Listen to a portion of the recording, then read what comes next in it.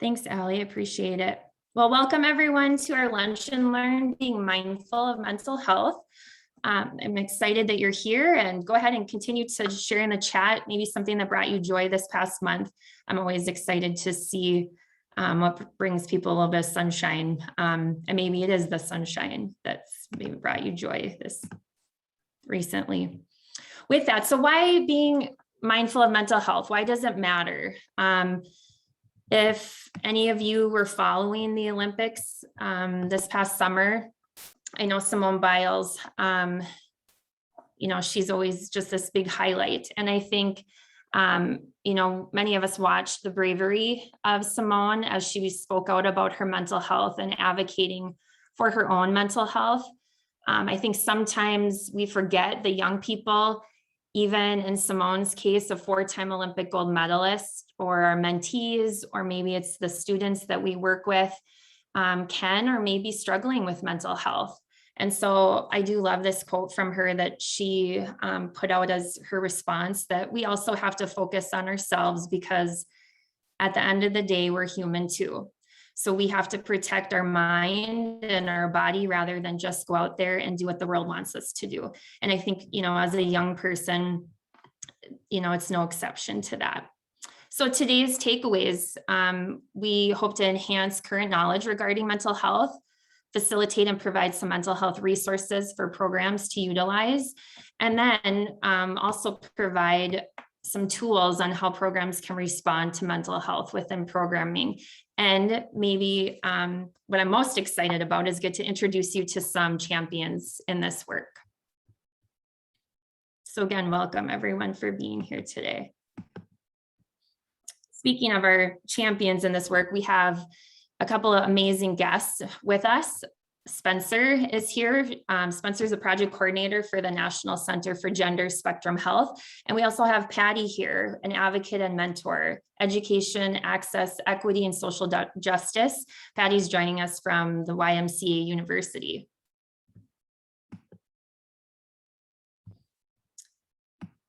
And with that, you're also a part of this conversation, so we would love to get to know you. So in the chat, if you are willing to do so, we'd love to have you share your name and pronouns, the organization that you're here with or representing. And with the change of seasons, we would love to know what your favorite season is and why. And I'll get started. I'm Emily Garay. I'm the program director at Mentor Minnesota. I use she, her pronouns. My favorite season is summer. And not only do I love sunshine, but I also love to see water in its freedom state. I love to see open water. And so summer is definitely my favorite time of year. I'm also joined today by my two amazing teammates, Sarah and Allie. So with that, I'll kick it over to you, Sarah, to introduce yourself. Hi, folks. My name is Sarah Schaefer, she, her. I'm the executive director at Mentor Minnesota. And I'm really pleased to see all of you at this conversation, because in talking with many of you, I know mental health is becoming a real point of interest for both the young people and even the people that you work with. So we're really honored to have you here. I'm seeing some amazing answers for this, and I'm going to lean into winter as my favorite, which 2 years ago you could have not paid me to say that, but I just signed up for the Berkey, so I'm really going to get excited about it this year. And I will pass it over to Allie. Hello, I'm Allie Ervig, she, her, and I'm the program coordinator Vista at Mentor Minnesota. I'm definitely gonna have to say I love fall, especially this like fall summer type weather we're having right now. And yeah, I'll send it back over to Emily. Awesome. Thanks, Sarah and Allie. So our mission at Mentor Minnesota is really to fuel the quality and quantity of equitable and inclusive developmental relationships for Minnesota young people by building and elevating the capacity of programs, systems, and policies.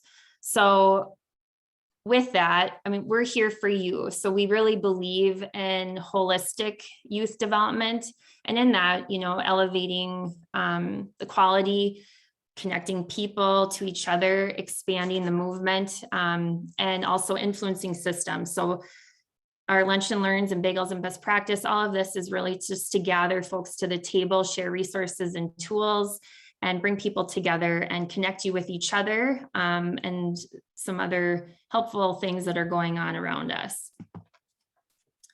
We also believe in empirical research and using evidence-based best practices as our guide, really, and providing the support and resources. And so these are some of our tools and resources that we use when we're providing that support. And a big foundational resource for us is really the elements of effective practice for mentoring.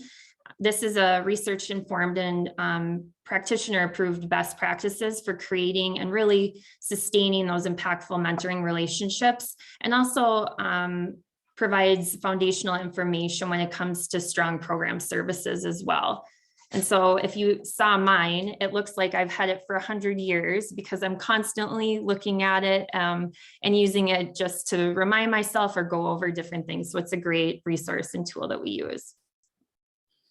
And it's also based on 6 standards. And one of those standards is monitoring and support. And a couple of weeks ago, we had an event that talked all about monitoring and support and what that means to support our matches.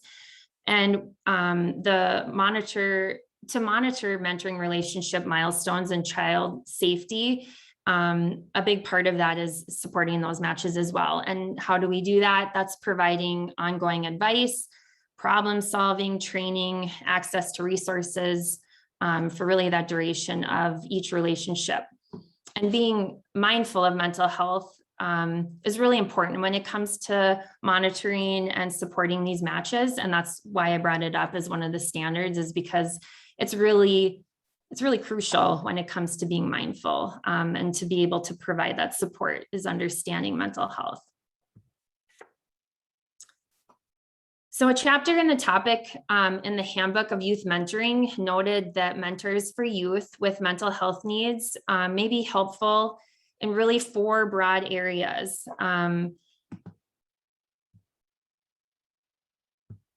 first one being caring adult relationships may help youth feel better about their struggles and encourage acceptance of other treatments and services. The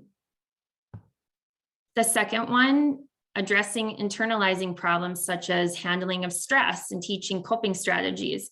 And I think as we're working with, whether it's our mentees or providing support for students, even our coworkers and ourselves, I think really starting to recognize some of those cues and understanding each other. And maybe when something isn't feeling quite right or maybe is off, and being able to work through that. Another area is addressing externalizing problems by role modeling effective strategies for living with mental health issues, as well as by monitoring youth to keep them safe. And again, that's when I mentioned the monitoring and supporting of matches when it comes to the mentor-mentee relationship.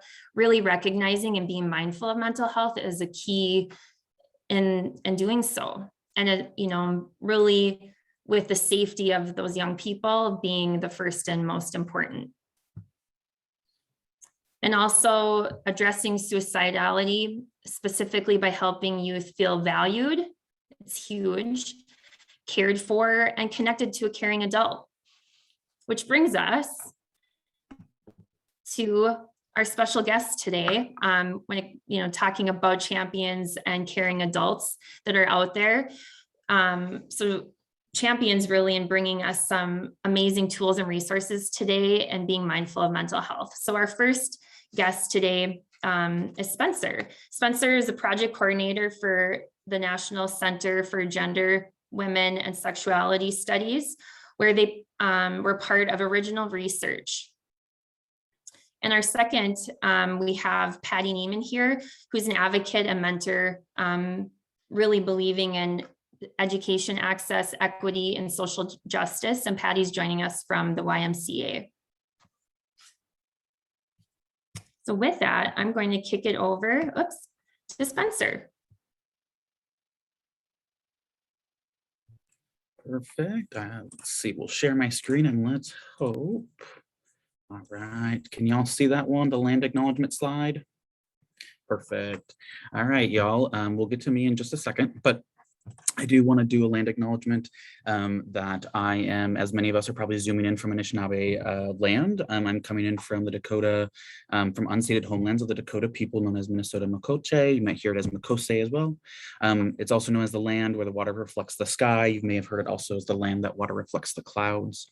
I honor and give thanks to Dakota and Anishinaabe ancestors and living relatives for their cultivation and sustaining this land and resources.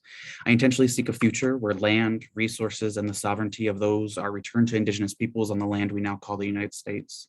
To learn more about various resources I have here, treatiesmatter.org for the treaties. You can look by various locations as well as some maps to look at maybe what land you are currently on there. And this will be all shared out in the slides here when I'm done. And so, hello, everybody. My name is Spencer. Last name is Zek. Don't worry about the pronunciation, it's cool. My pronouns are they, them. I have spent, that Emily said, I'm currently working at the National Center for Gender Spectrum Health, where I'm a project coordinator and a research assistant, providing some really cool research opportunities to try to improve, particularly in my case, trans and gender diverse health outcomes. And I also am currently studying a dual degree at the University of Minnesota. I'm studying clinical social work and then also community health promotion on the public health side. I'm currently halfway through my 3-year program. And before I came to grad school, I spent the last 10 years doing case management, primarily working with folks experiencing homelessness. The first 5 years I spent doing case management work for adults experiencing homelessness who are also living with mental illness. And the more recent 5 years, I was working with young adults and youth, particularly queer and trans youth in the Twin Cities experiencing homelessness. And so that's kind of been my jam for the last 10 years. And so I really have been using that to inform my education endeavors as well. I also believe in abolition. I know it's kind of been a buzzword recently, and how I define abolition is that I do not think we can obtain and seek justice and equity under oppressive systems, and that we need to abolish the systems that cause harm. And so thinking about mental health, there's a lot of systems that cause mental health stigma and poor outcomes for various people. And so some kind of tools that I identified are going to be in 2 kind of general sectors. One's going to be the self. So two main areas. I ask, have you done your own healing? It doesn't necessarily mean that you've had to experience trauma to do your own healing. We live in a really violent society about how we conceptualize ourselves and how we understand ourselves. And that goes for youth as well, right? The young folks that we're mentoring. And so I asked myself, have you unlearned some of the toxic, maybe communication styles or maybe understandings about the world that you kind of just were ingrained to believe to be true based on maybe the family that you grew up in, maybe the culture or community that you grew up in, doing some of those reflection pieces? Have you done that? Because I think that's really important. We've heard this quote and saying, I feel like often you may have heard, is that healing people heal people and hurting people hurt people. We really need to be mindful of the way in which even our affect, whether or not we know our affect is affecting other people. Young folks particularly are really absorbent to our energies often. And so another thing, when you're doing that healing, have you considered what those accessible and adaptable frameworks are? So when I mean accessible and adaptable frameworks, I'm talking about frameworks that really are trauma responsive, that are person-centered, that are culturally humble, these processes that rather than trying to define people into a box, is it a springboard to jump off from to better understand these people's experiences? That's how I approach a lot of my work, and I know a lot of us here in this room also do that. Also do that with yourself. We've experienced a lot of things where we've kind of been in this either or kind of mentality. But it's more than that. Life is more complicated and more diverse than that. And that includes our kind of accessible frameworks as we're mentoring young folks. And so how this can look like in community is practicing radical acceptance. Radical acceptance can be really difficult to manifest, particularly in the US here, where we want to be right about everything, whether or not we accept it, or whether or not we understand it. We always just kind of want to be right. Radical acceptance is accepting somebody else's reality when they explain it to you, when they describe it to you, as true and valid, because that is their experience and it's true for them, whether or not we understand that or whether or not we believe it's to be happening. And I think that's really key as mentors. I do mentoring with young queer and trans folks kind of all over the United States, but a lot here in Minnesota. And this is the one thing is radical acceptance, because a lot of times folks are going to be scared to even talk about their experiences, especially when they're coming from disenfranchised communities. And so trauma humility, kind of talked about that earlier, a bit about how do we be trauma responsive. And I think trauma humility just moves one step beyond this responsiveness. If we can respond in traumatic situations and to other people's trauma in various ways, but can we provide an entire framework, environment that is also humble to people's trauma experiences? Because one of the things I think a lot of us know, or maybe we don't know yet, is that mental illness is going to manifest differently for everybody. We can read it out of a textbook and we can watch a video on it, but at the end of the day, it's going to manifest differently because of all of our various intersecting experiences that make up our unique experiences themselves.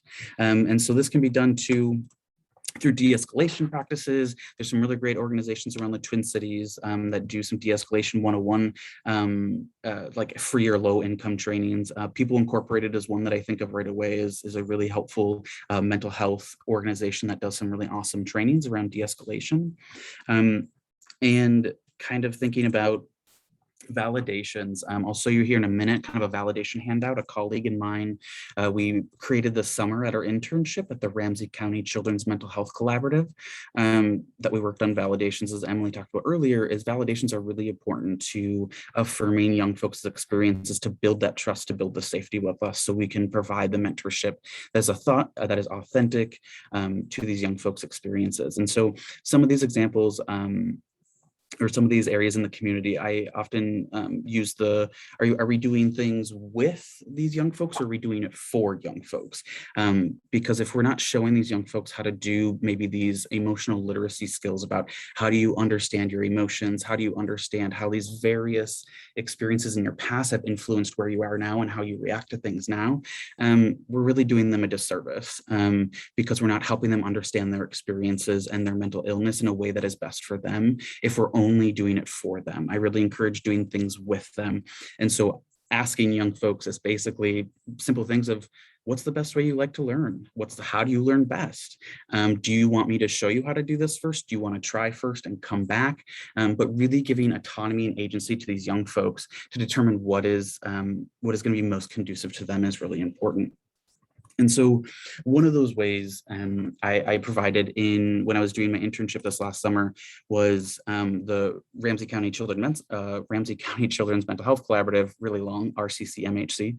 I did some healing circles for queer and trans young folks. And healing circles for me is really grounded in community practice. So it's really about asking these young folks in session, in real time, what is it that they need? Because of course I know a whole bunch of stuff, and Patty and I know a bunch of stuff. At the end of the day, these young folks are going to know what's best for them, and we can offer areas that we can help them with. But at the end of the day, we really should be asking young folks what it is they want to learn or how they want to learn. And so healing circles was about autonomy and agency with these young folks. And secondarily, because it was with queer and trans young folks, I really focused on history from our community's perspective versus how the history of queer and trans folks have kind of been displayed to the larger kind of culture here in the United States. It's often been watered down and really just more digestible than the actual realities that happened in our community, beginning from long ago, but particularly from the Stonewall Uprising to now that happened in the late 60s. And so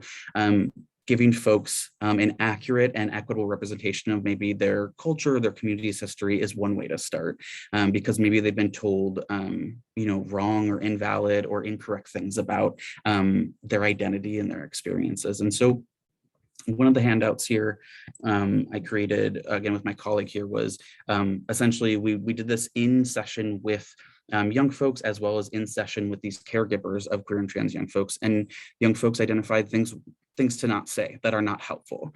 I understand how you're feeling, or I cannot imagine what that must feel like. Things like that can be really belittling and really demeaning to young folks' experiences, because just because we can't imagine it happening doesn't mean it didn't happen. And secondarily, we're not these young folks, so we will never necessarily understand how they're feeling, but we can say things like, it makes sense why you're feeling this way. And always the validation piece, your feelings and experiences are valid, even if they're not reflective of reality. I think is the usually second part that I add on there is, I'll say it again, as your feelings and experiences are valid. As a mentor and as mentees, your feelings and experiences are valid, even if they're not reflective of reality. That's the important part, because once emotional literacy can happen, once we help with emotional literacy, we can then help folks differentiate between, is this happening in reality, or is this happening as a result of, various mental illnesses maybe that I'm living with, or various traumas that I've experienced. And so, I mean, the slide, who should use these tools? Well, everybody. I mean, genuinely, I know it seems like a simple answer, but for me, I think the most powerful thing we can do is not only heal ourselves, but work on helping heal folks in our communities. Like I said earlier, healed folks heal people, hurting folks hurt people. I think that's really important to be mindful of as we're trying to support young folks, particularly, young folks who've experienced the last, year and a half of isolation and civil uprising and ongoing violence. Like, we all can use these tools, and they all can be effective for all of us. And so, where to look. And so these are kind of some basic, I think, I'm a lover of gifts if you haven't noticed. And so you'll see these. Where to look. I really am an advocate for, do you have digital and internet literacy? Do you know how to look for things, look for resources, and look for data or other like culturally responsive and humble resources in a way that will actually support these young folks? Or are you potentially referring these young folks to problematic organizations that might not actually be helpful to them or helpful to your learning? Various colleges and universities have like locally done kind of like internet and digital literacy trainings, as well as like online resources on their website. But again, if you don't have the digital and internet literacy, you don't know where to find these things. And so I would strongly encourage, if you're not well versed in the internet land, to really take some time. Particularly, I think we've seen during the pandemic is that our need and our reliance on electronics is really important in doing effective services. And some local places that I can mention right away that I think of. Family Tree Clinic is really good. People Incorporated, Rainbow Health, they used to be Just Us Health, Planned Parenthood, Annex Teen Clinic. There are many community-based organizations that have great and equitable resources that would be more helpful, I think, than harmful. Kind of talks about university and colleges. They have free and low cost resources, particularly if you're looking at like the University of Minnesota here, in like the social work department, the continuing education department. There's some free and low cost resources there about mental illness kind of 101, and like responding to mental health in equitable and humble ways. School-linked mental health services is a fairly new concept in the sense of the way it's been structured, and more recently Governor Walz had increased the budget for school-linked mental health services. So that would be potentially some things to check out as we're working with young folks. Are they in schools that they have these things called school-linked mental health services, often where they employ social workers and other like therapeutic employees to help navigate those kind of concerns in school. County mental health collaboratives, as I talked about, I worked at RCC MHC. There's also the Hennepin County one. A lot of counties in the state of Minnesota kind of have funds to have their own collaborative. Not everybody has one, but your major kind of counties will have them. I think that is a great resource, because a lot of the county collaboratives are really responding to community-based needs and trying to reflect that in their servicing. And so the main three takeaways I want to come out, at least in like where to determine, are these services good? Are they culturally humble? So are they responding to cultural needs that are based not necessarily in the like typical westernized way, or are they actually taking experiences from the community and applying it to how they can respond to cultural needs? Trauma responsiveness, do they understand that trauma manifests differently, especially complex trauma versus single episode trauma? Are they being mindful of that? And then community-led, I will say it again, at the end of the day, I think community-based organizing is the best and most effective way we can do mentorship. So if they're not community-led, seeking out organizations that are community-led. And so last kind of just, I mean, the bullet points of what things to remember: do your own healing.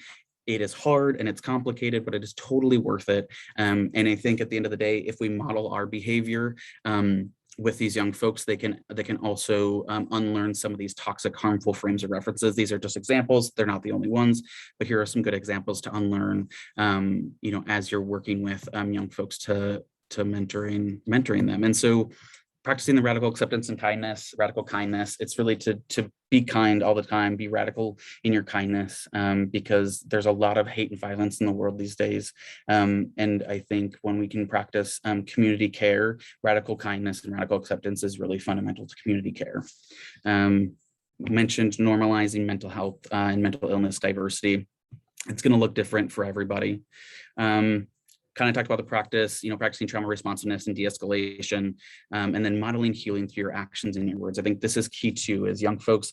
If we're mentoring young folks, they're looking to us to model various things, various healthy ways of coping. And if we aren't doing it ourselves, I would argue we're not gonna be doing them a service. And so using Mentor Minnesota's, their vision is healing relationships supports youth manifesting their agency and power at home, school, community, and the workplace. And I think at the end of the day, the very last thing I want you to ask yourself when you're mentoring is, do you want to be right in your mentoring, or do you want to be effective in your mentoring?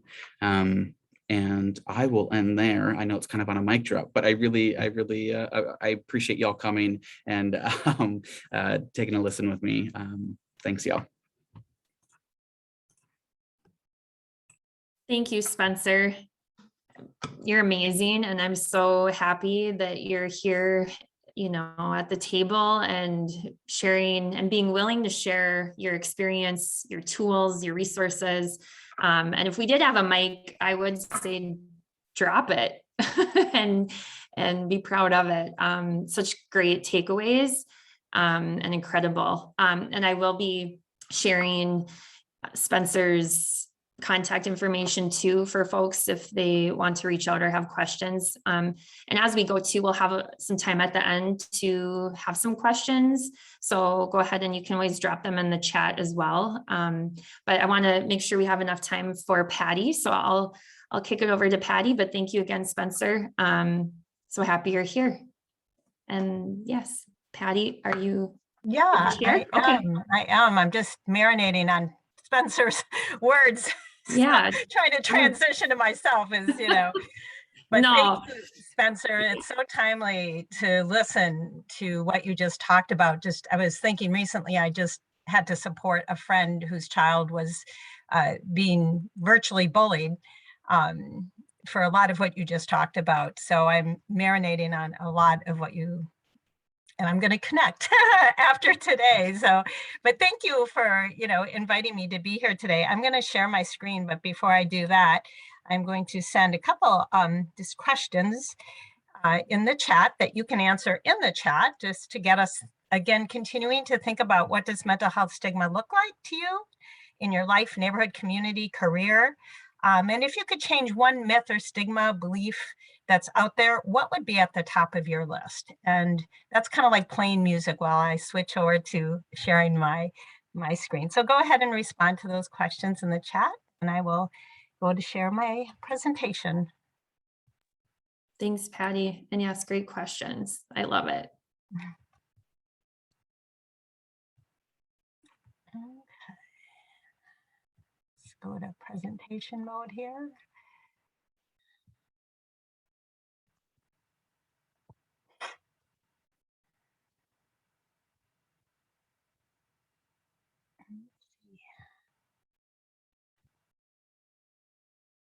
I think if you go right to view, there should be a Yeah, I was just trying to get to the slideshow Yep. there. Perfect. A little panel on top was blocking my access, so. Totally hear you. Technology isn't always my friend, so I appreciate you. Well, thank you again for inviting me here today. This is obviously a topic we all, have been impacted in our own life, whether personally or within our family community. I think for me, in terms of my work in the University YMCA, just briefly, I've been serving young adults for a little bit over 30 years, both at the University of Minnesota and in our small campus University YMCA. One of the things that happens to me in my work almost every day is I think about, is my behavior and my words in alignment? Am I caring about things, but I'm not doing anything? I'm kind of challenging myself often in the nonprofit world. And so one of the things that had been challenging me is, how can I continue to think about impacting my community, whether it's in my work or my neighborhood. And one of the ways that I added to kind of my ability to impact was to look for a way to train people, to normalize. And I love what Spencer was talking about, normalizing talking about mental health. Like, for a lot of us who are in nonprofit work, it's more normal for us maybe, but not true of everyone. So I'm always trying to find ways to normalize that. So you're going to hear some of that same language that Spencer actually talked about in my presentation as well.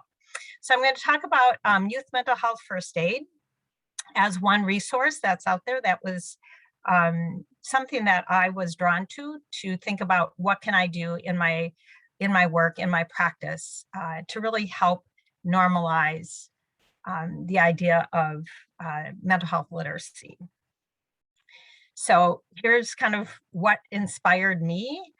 I just have this really strong desire to reduce stigma and prevent suicide. And I'm one of those people, like most of you, that probably have in your top 10 strengths responsibility. So I feel like if I know something is happening and I'm not doing anything, I'm not okay with that. And so I'm always challenging myself to be aware and think, how do I do this through where I work, or my strengths or my skills and abilities? So really paying attention to what's happening in our communities and trying to think through, knowing we're seeing what we're seeing, what can I do through my position in the YMCA, or what can I do in my life to try and really reduce stigma and prevent suicide. And so one of the ways of doing that was to become a trainer for mental health first aid. When I first decided to do this was about 4 years ago. My background is in educational psychology. I've always been committed to the idea of prevention versus intervention, but certainly very respectful and in need of the intervention side. But I've always been looking for, how can I be on the side of prevention? And so when I first got involved in the training course for this, I was looking for a way to really normalize talking about mental health, increasing mental health literacy. Because what I really found is, even though I was used to it, not everybody was used to it. And truly within families, there's a lot of dynamics going on where young people are not able to share at all what's happening within them. And that's true of young adult college students as well. So again, I started looking for what's a way for me to be able to contribute, to be able to train other people in normalizing talking about well-being. So this was my first step. It is, internationally researched, and it's really not about therapy. It's really about providing the space and the opportunity to become comfortable learning about mental health, learning about mental illness, and the opportunity to have a conversation and to do some practice. So the focus again is prevention and education. So youth mental health first aid teaches you how to identify, understand, and respond to signs of mental illness and substance use. So this is for youth. I've also done this with college students. I've also done it with staff. It essentially is a 6-hour training. And so again, giving us a platform to have those conversations and start to normalize for those who have really struggled with having to have these conversations, or just even to be aware. I have to say there's certain things that have triggered me over time. One of the more recent ones was just about a year and a half ago when I was driving through Dinkytown, and I saw, this was like literally like noon or 1 in the afternoon, and I saw a woman who looked to be probably in her 30s, maybe, laying on the sidewalk on her back. And people were walking around her as I was driving by. And I couldn't believe what I was seeing, and I couldn't believe nobody was stopping. So I called the university police as I'm driving by, and I'm like, you need to know there's a person lying down on the sidewalk who is potentially, in need of help. And when I called, and described the person, they knew of the person, but I couldn't believe no one else had called. And it was just a good reminder to me that not everybody responds to those situations. So literally walk over a body and around one before they do anything. And those experiences in my life keep pushing me forward to continue to think how I can be on the side of prevention. So there's 3 learning options with this program. There's a completely virtual option, there's a blended learning option, and then there's an in-person. I've pre-COVID focused more on doing this in person, and more recently doing the blended. I haven't done a complete virtual, even though it's an option yet, but I am definitely open to that. My co-presenter, who actually has laryngitis and isn't with us today, Anissa Abdullahi, and I are partnering in actually providing this opportunity. So there's some facts out there that have also motivated me when I saw that Minnesota had a higher suicide rate than the national rate. Again, my responsibility gene said, I need to do something about this. And I also just started seeing on Facebook, young people who had completed suicide, and I was stunned by the numbers I was seeing, especially in communities of color. And so again, wanting and really motivated to normalize how we talk about mental health and how we talk about mental illness. So a lot of data out there is telling us there's a pretty significant number of people who need help. And it can, on the average, take up to 10 years for people to actually get help. A lot can happen in those 10 years. So first aid can help inform adults about common mental health concerns about youth. It can reduce stigma. It teaches adults how to recognize signs and symptoms of mental health and substance use. It provides adults with skills to use a 5-step action plan, which is not a linear plan, but it's an action plan to help a youth who may be facing a mental health problem or crisis. There's some common signs and symptoms of mental illness that we go through in the content of this training course. We look at anxiety, depression, eating disorders, attention deficit hyperactivity disorder, a lot of learning about signs and symptoms of substance use, how to interact, how to connect that person to help. And there's a new expanded content now on trauma, which Spencer was actually just talking about, trauma, addiction, and self-care, and the impact of social media and bullying, which is so prevalent, way more sometimes than we know. So the course teaches the ALGE action plan, which is spelled out here, assessing for risk or suicide or harm, listening non-judgmentally, giving reassurance and information, encourage appropriate professional help, encourage self-help and other support strategies. So this non-linear plan, because it can loop back many times, is an approach, gives us a tool in order to connect to the young people or young adults. So there's a lot of research out there. There's a bazillion links and research out there, whether or not this program is effective. I see this as one of many strategies in my attempt to find ways to normalize talking about mental health and to increase literacy.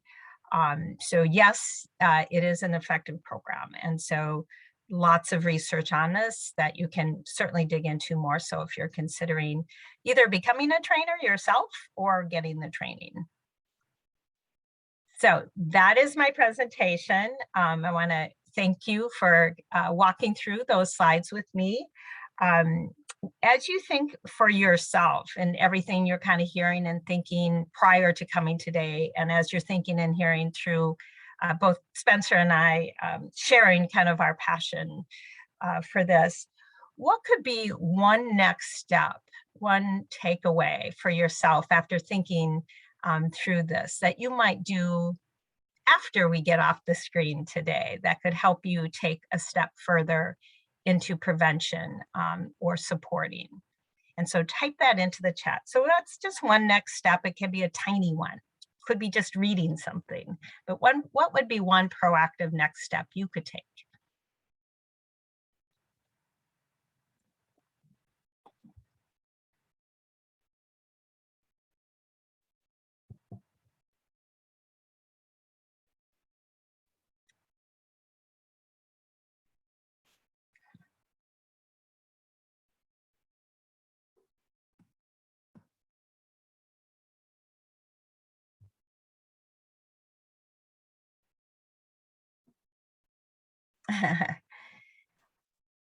I am definitely going to be available to talk more about if you're interested in the actual course. You can definitely email me. I'm happy to talk more about that.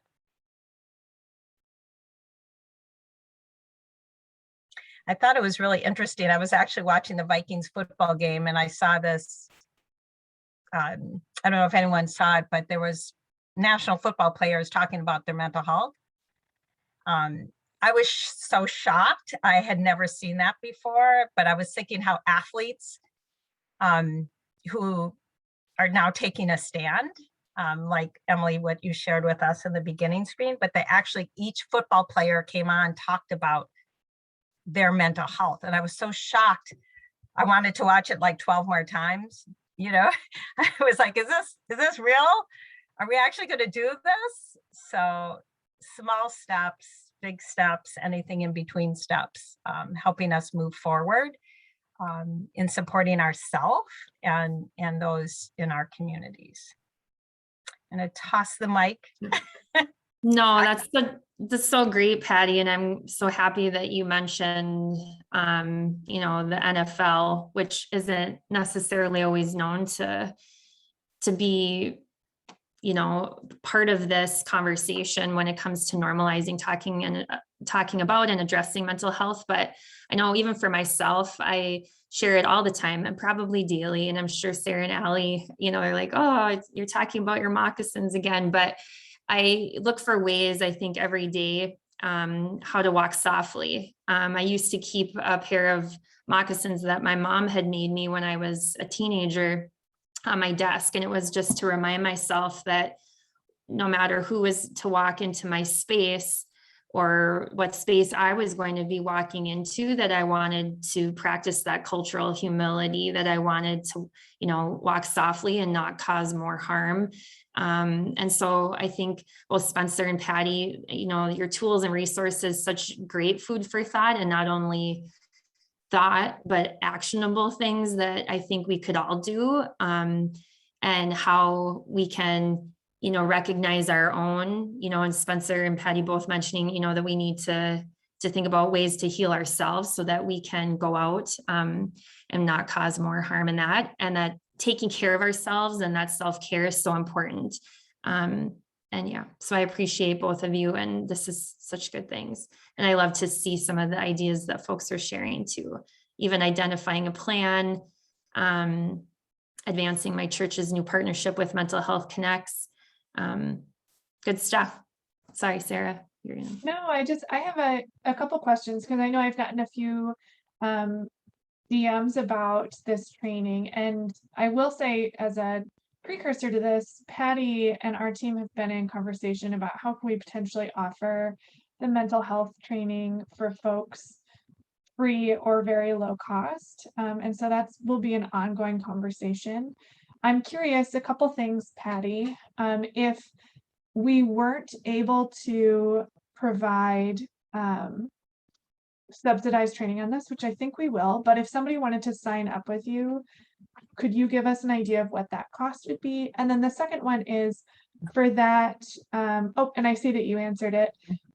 This would be an approach to connecting people who need mental health support to connect with both self-help and community help as kind of like a, hopefully we can get there before anyone has to escalate an issue.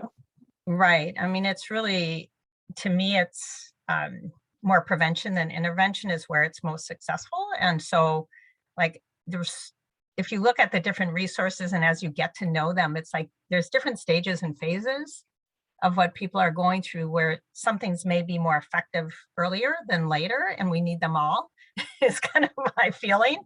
I mean, there's some great, I know Lady Gaga's program has partnered with this organization, and they're looking at getting more into the schools so that the youth become those advocates.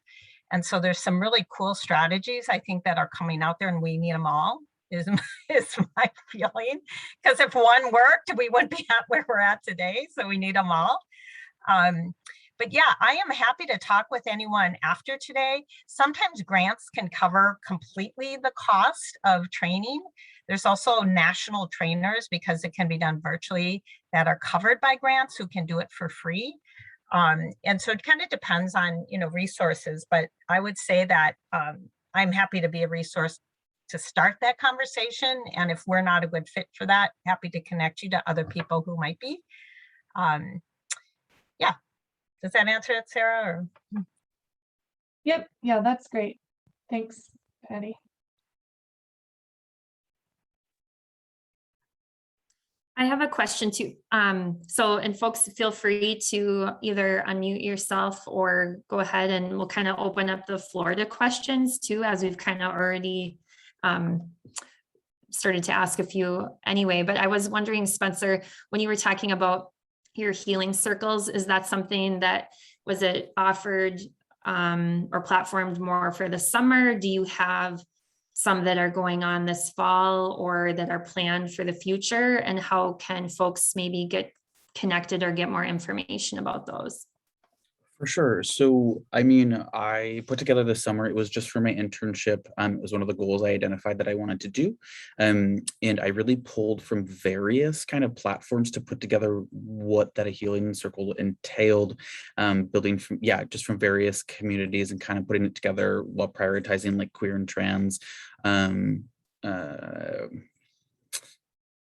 would say values. I know that's like a weird way to say it that way, but really focusing on queer and trans like values and like what these young folks and more like liberated queer and trans folks are seeking for future equity practices.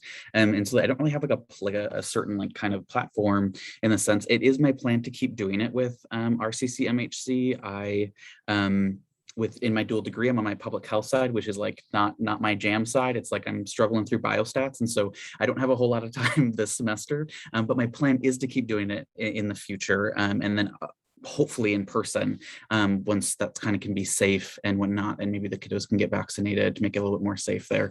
But it is my plan to keep doing it. And yeah, I think that's all. And that response has. Yeah, no, that's great. And it's, good things to think about because, we're still, I think, trying to navigate COVID and, the virtual space versus in person. And again, remembering that not all young people are eligible yet to be vaccinated. But then continuing to be creative and finding ways to connect and, so yeah, I appreciate that. And I'm excited to keep following you on your journey. And I know that you have a full plate right now, but for you to carve out a little bit of time to be with us today is so powerful. And I love having you at the table here along with Patty too. And I think, the youth mental health first aid, it's what a great tool. And I think, it's not something that is going to go away as much as, I think we'd love to see a world where it is. But I think, again, how can we continue to normalize talking and addressing it in such a way that we keep including each other? And I love that Spencer shared the radical kindness and radical inclusion and just being, because I think sometimes as Patty was sharing that,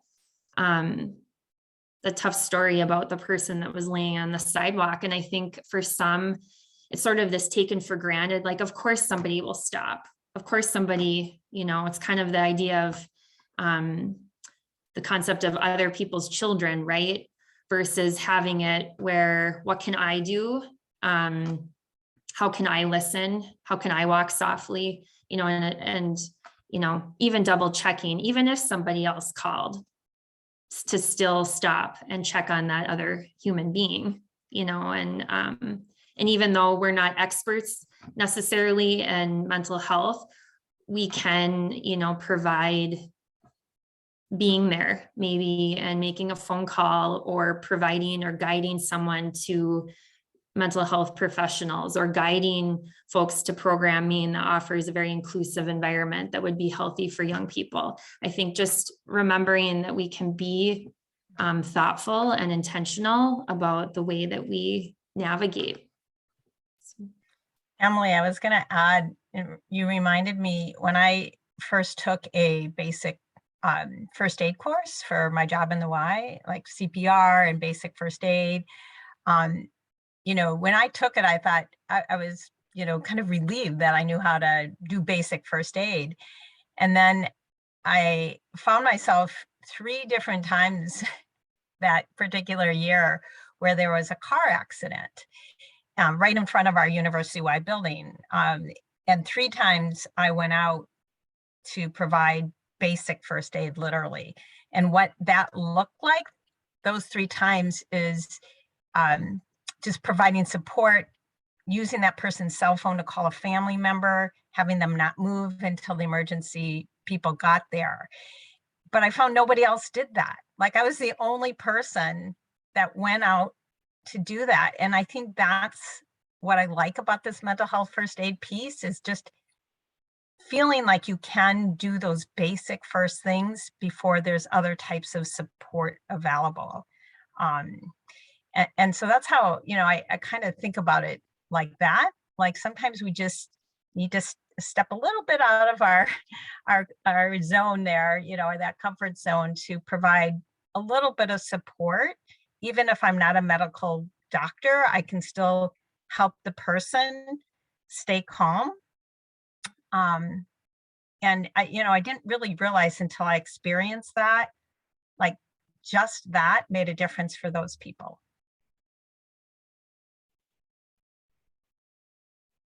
Yeah, I think that's powerful and huge, and that it doesn't have to be something really huge. Sometimes just being there and being and listening, or being present is a powerful channel for providing that first support for folks. Yeah, definitely. If anyone has any questions, feel free to either share them in the chat or unmute yourself. I know it's fun. I know it's also lunchtime, so I respect folks that are maybe having a little snack or having some lunch as well, and maybe don't. And I am going to be sharing all of the resources that we talked about today, including some resources from Spencer, resources from Patty, and contact information as I shared, and then some resources from Mentor, so Mentor Minnesota, and then some other resources from the National Mentoring Resource Center, and within the Minnesota community, really, some other, as Spencer had shared, with like the RCC MHC, which is, but also the Hennepin County Mental Health Collaborative as well. So, yeah. Oh, go ahead. Thank you, Patty and Emily, for sharing. I would just like to add an additional resource that I actually heard from a friend called Psychology Today. It's kind of one of those tools where they're offering telehealth right now. So, and it works with sliding scales for those that may be lower income, or I know therapy is kind of something that we, all would love to actively engage in, but isn't always affordable for everybody. So I think that's a great resource for if you're seeking professional help, but maybe don't have the financial means. And then I really liked the bit where you spoke about, Emily, where you spoke about your moccasins and how you tried to walk lightly. I think something I really try to ask myself is if I'm helping or if I'm hurting. And, sometimes we're human, so like we make mistakes. And I think just like honoring, being graceful when we do make those mistakes, and then honoring all of our emotions and trying to identify our triggers so that we work to cultivate healthier habits. Because I think that healing isn't linear. So it's okay to have those highs and lows. Yeah, no, thank you for sharing that. Not only the resource, but some thoughts on that. I appreciate that and appreciate you being here and spending some time with us. And again, we'll stay on, or I know I want to be respectful of folks' time, but before you go, we would love your feedback. So Sarah is our techie today too. She's been helping with the chat and some other technology stuff, and she also created a QR code. So if all of you are able, if you want to scan this just with your phone, it's a really quick little feedback survey that we'd love to hear from you, as we want to really stay connected and want to keep offering these spaces for conversation and providing tools, resources, and support. And then I also wanted to, as you're scanning the QR code, to remind or shout out a couple events that we have. We have a full week next week. We have next Tuesday a Press Start program that is all about program building 101. So just sort of those first steps to a mentoring program. Where do we start? And then we'll also be providing lots of resources and ways to connect. And following that, we have the Elements of Effective Practice is our EEP, sort of a boot camp, as Sarah mentioned it on there. It'll be a full 2 days, but I think really fun way to, if you need a refresher in the elements, or if you come to our Press Start and you want to get going, that would be a nice lead into. And then on October 12th, we're having Bagels and Best Practice when it amplifying and supporting Indigenous youth following Indigenous Day the day before. And so I'm excited to be bringing in a couple programs talking about some programs that are going on here in Minnesota, some continued champions and work with youth. So with that, I'll respect everybody's time. If you have to bounce out, by all means, do what you need to do. Otherwise, we'll maybe stay on for a few more minutes and answer any additional questions that anyone may have. So again, thank you so much. Special thanks to Spencer and Patty. Whoop, whoop. Excited that you were here.